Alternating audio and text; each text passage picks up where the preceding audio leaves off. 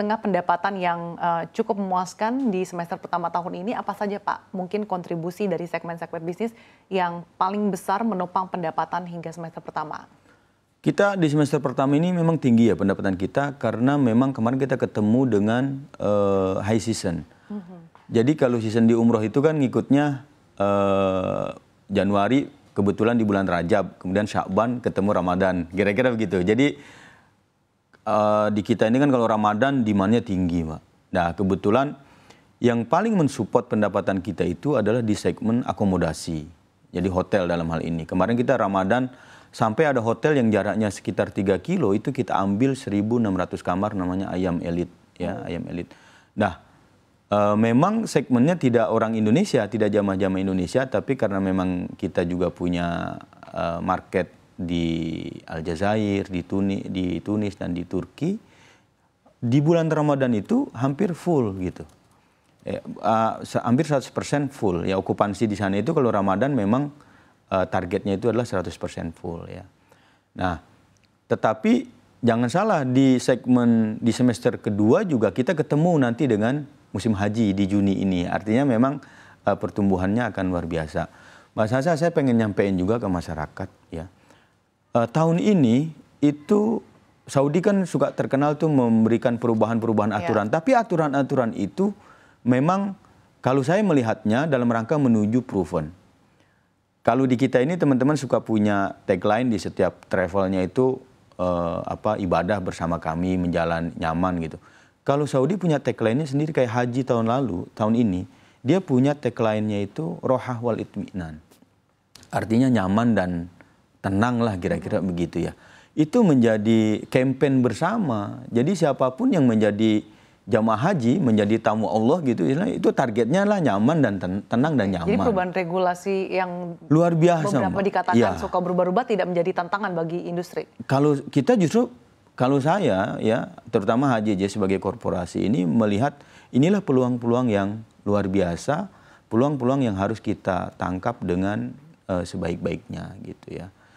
Apalagi sekarang kalau kita melihat bahwa haji itu belum selesai sekarang. Jamaah haji Indonesia bahkan masih ada di sana. Jamaah umroh sejak tanggal 14 Zulhijjah atau tanggal 17, 18 Juni kemarin tuh sudah mulai terbang ke sana, Mbak. Jadi jamaah haji masih belum pulang, jamaah umrohnya sudah pada datang di sana gitu. Nah, ini kan artinya sudah tidak seasonal lagi ya. Dulu kita suka bicara ada low season, shoulder atau high season. Nah, sekarang kayaknya di industri umroh haji ini akan terus ramai ya menggeliat industri. Jadi ada perubahan musiman ya Pak. Kalau dulu biasanya high season ini bulan-bulan haji saja, Pak. Dulu haji itu musim haji diselesaikan dulu. Jadi umroh haji diselesaikan sampai haji itu selesai sampai 10 Muharram biasanya. Atau 30 Zulhijjah, kemudian 10 Muharram baru dibuka umroh. Ini enggak sekarang. Jadi hajinya belum selesai, tanggal 14 Zulhijjah itu masih tetap visa umroh sudah diberlakukan, sudah dibuka. Jadi kemarin teman-teman sudah banyak yang berangkat pada tanggal 15, tanggal 16 gitu. Nah, artinya mereka terus berusaha semaksimal mungkin untuk industri terus aktivitas ini terus berjalan. Nah, kalau saya sih kan suka bercanda sama teman-teman tuh, dulu kan memang konsep umroh haji itu makanya masuk rukun Islam kelima itu kan memang liyashhadu manafi'a lahum.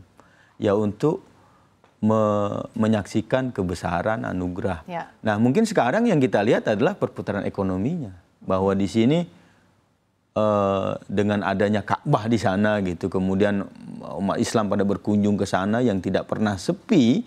Nah, inilah mungkin salah satu tanda kebesaran Tuhan. Gitu. Tapi Pak, bukankah kalau umroh itu biasanya ada low season misalkan di musim panas gitu, khususnya bagi jamaah Indonesia?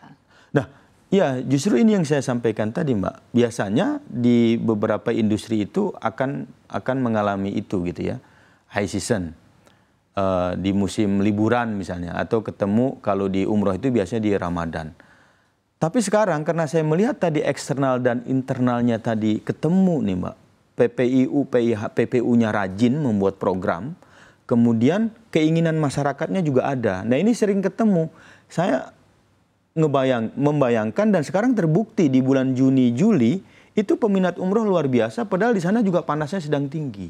Oke. Faktor Cuaca musim panas. libur anak sekolah ini juga ada turut mempengaruhi nggak Pak? Apalagi sekarang, ya sekarang Juni ternyata berbarengan dengan holiday season, ya musim liburan anak-anak kalau di Indonesianya ya. Kalau di negara-negara lain kan ada yang libur, ada yang gitu tidak. Nah makanya selalu bertemu dengan itu. Nah kemudian kalender tahunan yang selalu berbeda misalnya.